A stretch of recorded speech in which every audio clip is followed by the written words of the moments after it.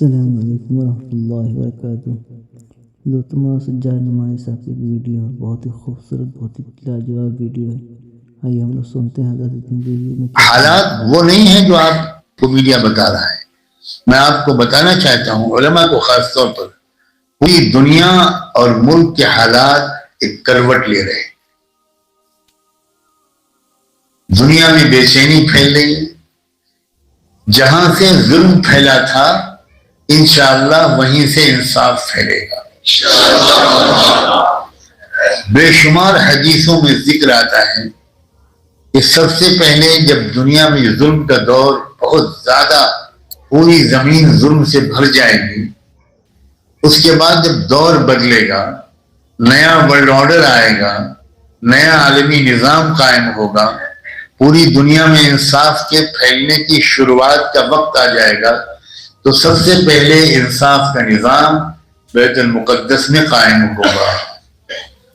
اور میں آپ کو خوشخبری سناتا ہوں، 2 سال کے مجاہدوں کے بعد اب لگنے لگا ہے کہ اس سے کم عرصہ بچا ہے، انشاءاللہ سرزمین فلسطین میں غزہ سے شروع ہو کر پوری مسجد اقصی، پورا القدس، پورا ویسٹ بینک، پورا سرزمین فلسطین، پھر سرزمین ملک شام، اس پورے علاقے میں انشاءاللہ انصاف کا دور دورہ ہوگا،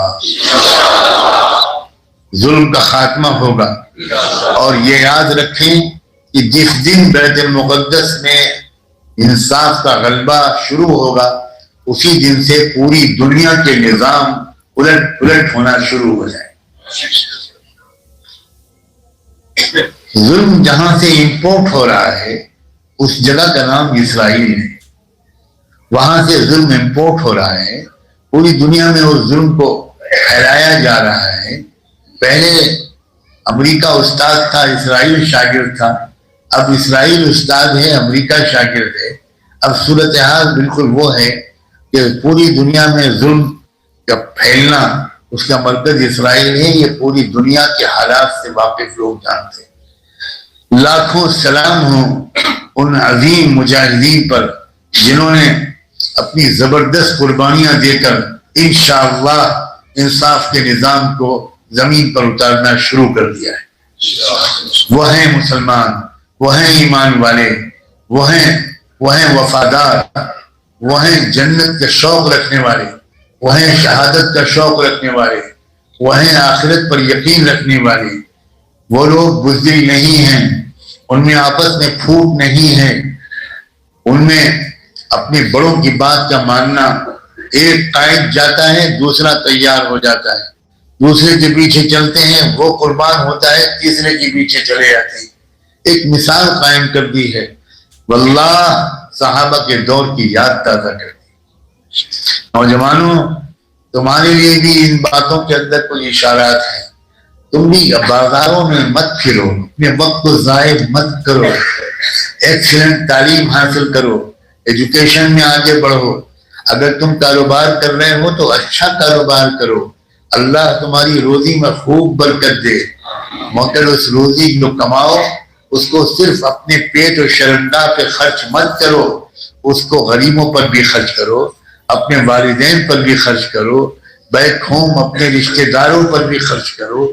جہاں جہاں تم سمجھو کہ وہاں خرچ کرنا چاہیے وہاں خرچ کرو، اور اپنے گھر کے اندر دین کی فکر کا، غریبوں کی خدمت کا ماحول بناؤ۔ اپنے بچوں کو ایسی تربیت دو کہ اگر کسی فقیر کی آواز گلی میں سنائی پڑے تو بچہ بے چین ہو جائے اور اپنی ماں سے ضد کرنے لگے، امی میں دروازہ کھول کے دیکھ کر آیا ہوں، اتنی سردی میں وہ کوئی سویٹر نہیں پہنے ہیں، امی میری جیکٹ آپ اس کو دے دیجئے، امی میری جیکٹ اس کو دے دیجئے، امی میرے جوتے موزے اس کو دے دیجئے۔ اور کیجئے، کیا ہم نے اپنے بچوں کی ایسی تربیت کی ہے؟ کیا ہو رہا ہے؟ کون سے اسلام پر اور کتنے اسلام پر ہم عمل کر رہے ہیں؟ نوجوانوں، اپنے سوچنے کی سطح کو بلند کرو۔ مجھے یاد آ رہا ہے وہ واقعہ جس زمانے میں مدینہ منورہ میں پڑھتا تھا۔ اس زمانے میں रौदतुल जन्ना में बैठा, मैं दुआ मांग ही रहा था। एक नौजवान लड़का शर्ट, टी शर्ट और जीन्स पहने हुए, बड़े बड़े बाल उसके, और एक चैन गले में लटकी हुई जो फैशन है, उस तरह का लड़का, बिल्कुल ऐसा लगता था कि जैसे दीन से कोई ताल्लुक ही नहीं है। वो आया और रोज़े असर पर खड़े होकर फूट फूट के रोने लगा, फूट फूट के रोने लगा। मैं उसके पीछे खड़ा हो गया और मैं कहने लगा कि आका, ये आपका उम्मती आया है, न जाने कहाँ से आया है। जिस तरह ये सलाम पढ़ रहा है और जिस तरह ये रो रहा है, यकीन है रहमत दो आलम आपकी तवज्जो इस नौजवान की तरफ होगी। मैं इसके पीछे खड़ा हुआ हूँ, मुझे भी एक नजर देख लीजिए, एक नजर करम, एक नजर करम। मैं भी मांगता रहा और मैं हैरान रह गया। उसने जब मुझे सलाम किया और कहा मैं 2 मिनट आपसे बात करना चाहता हूँ, मैं खुश हो गया। मैंने कहा भी जरूर, मरहबा, अहलन व सहलन। वो तो फलस्तीनी अरब था। तो उसने कहा कि ये खत पढ़ लीजिए, फिर मैं आपसे बात करूंगा। मैं हैरान रह गया। लिफाफा दिया उसने, मैंने लिफाफा खोला, उसमें उस लड़की का खत था, उसके नाम, जिसके साथ उसका रिश्ता तय हुआ था, जो उसकी मंगेतर थी। उस लड़की ने लिखा उसको कि इसराइल के जुल्म बहुत ज्यादा बढ़ रहा है, बहुत कुर्बानियों की जरूरत है। यहाँ ऐसी 40 लड़कियों के नाम लिखवाए गए जो शहीद होने के लिए तैयार। मैं मचल गई, मैं तड़प गई कि मैं भी अपना नाम लिखवा दूं। शहादत से ऊंचा कोई मुकाम नहीं है, लेकिन चूंकि मैं तो आपकी अमानत बन चुकी हूं, इसलिए मैं आपसे इजाजत चाहती हूँ। आपको मुझसे बेहतर लड़कियां मिल जाएंगी अगर आपका एहसान होगा, अगर आप मुझे इजाजत दे दें और मैं अपना नाम लिखवा दूं। तो वो नौजवान लड़का कहने लगा कि मैं तो खुद बेदीन हूं, लेकिन मुझे कुछ महीने पहले से कुछ अकल आई थी, तो मैंने अल्लाह से ये मांगना शुरू किया था, ए अल्लाह, अब मेरी रिश्ता मेरे वालिदैन तलाश कर रहे हैं, मेरा रिश्ता किसी ऐसी लड़की से हो जाए जो आपको पसंद हो, जो नेक लड़की हो, ताकि मेरी जिंदगी भी शादी के बाद बदल जाए। मैं अपनी जिंदगी को बदलना चाहता हूं। तो अब मेरी समझ में नहीं आ रहा कि मैं उसको इजाजत दूं तो फिर मैं महरूम हो जाऊंगा, फिर पता नहीं मुझे उस तरह की नेक लड़की मिलेगी कि नहीं मिलेगी, और अगर मैं रोकता हूं तो फिर मुझे डर लगता है कि अल्लाह के यहाँ मुझे सजा मिलेगी। इतनी प्यारी तमन्ना उसकी है और मैं रुकावट बन जाऊं तो ये तो मेरी महरूमी होगी। मैं क्या करूं, मुझे आपका मशवरा चाहिए। हालांकि मैं हैरान रह गया, उसने मुझसे क्यों पूछा, मैं तो कुछ जान पहचान नहीं, अल्लाह बेहतर जाने। तो लेकिन चूंकि मैं उसके पीछे खड़ा था, अल्लाह जाने उसके दिल में क्या डाला अल्लाह ने। बहरहाल मैंने जो मुनासिब समझा उसको मशवरा दिया। वो एक लंबी कहानी है और कैसे उसके अच्छे और बाबरकत नतीजे निकले। नौजवानों, ये भी तो नौजवान लड़का है और वो भी तो नौजवान लड़की है। उसके दिल में अरमान नहीं है, उसके दिल में तमन्नाएं नहीं है, लेकिन एक वो नौजवान होता है जिसकी दीनी तरबियत होती है, जिस पर अल्लाह की नजर करम हो जाती है, जो किसी अच्छी मजलिस में बैठा होता है। मैंने उस लड़के से पूछा भी कि तुम्हारे अंदर ये जज्बात, वो डिफेंस कॉलेज का स्टूडेंट था और डिफेंस कॉलेज के जो स्टूडेंट्स का माहौल होता है वो सबसे ज्यादा खराब होता है, मैं अच्छी तरह जानता हूँ। तो उसने कहा कि मैं क्या बताऊं, हमारे यहाँ से पिकनिक जा रही थी, हर साल टूर होता है लड़कों का, ये लड़के कहीं जाएंगे घूमने, लंदन, अमेरिका कहीं। तो मैं भी सोच रहा था कि मैं कौन से टूर में नाम लिखवाऊं।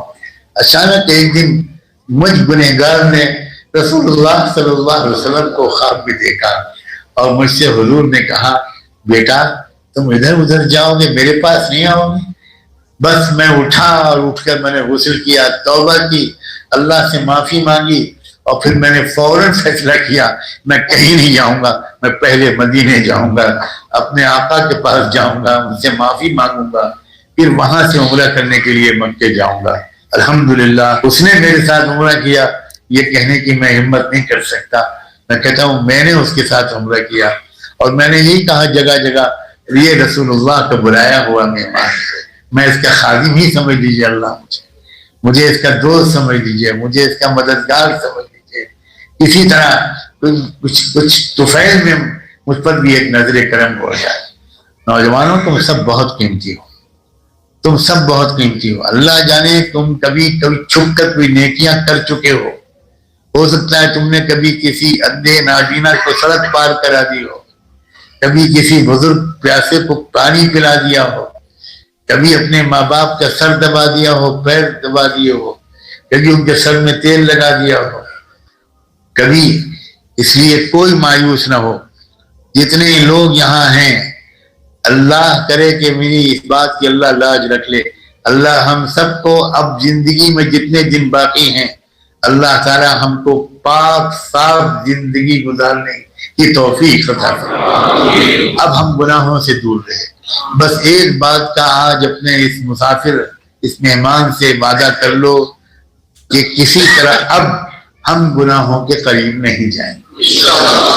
دیکھو ارادے کی طاقت اللہ نے انسان کو دی ہے، یہ علماء سے بھی کہتا ہوں، عام لوگوں سے بھی کہتا ہوں، اتنی زبردست طاقت ہے یہ ارادے کی کہ انسان اگر کسی چیز کا ارادہ کر لیتا ہے تو ہر چیز اس کے لیے آسان ہو جاتی ہے۔ کبھی کسی نے سرکس دیکھا ہو تو اس نے دیکھا ہوگا کہ کوئی لڑکی، کوئی عورت، کوئی مرد، کوئی لڑکا ایک تار پر چل کر اپنا کمال دکھا رہا ہے۔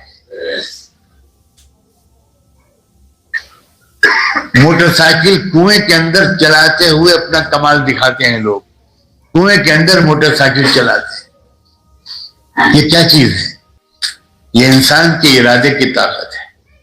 ایک انسان کچھ ٹھان لیتا ہے، کچھ فیصلہ کر لیتا ہے، کچھ پکا ارادہ کر لیتا ہے کہ مجھے ایک تار پر چلنے کی مشق کرنی ہے، وہ چلنا شروع کر دیتا ہے، بیچ بیچ میں گرتا بھی ہے، کچھ چوٹ بھی لگتی ہے، موٹر سائیکل کنویں میں چلانا شروع کر دیتا ہے، لیکن ایک نہ ایک دن، چند دن کے بعد وہ ماہر ہو جاتا ہے، وہ کامیاب ہو جاتا ہے۔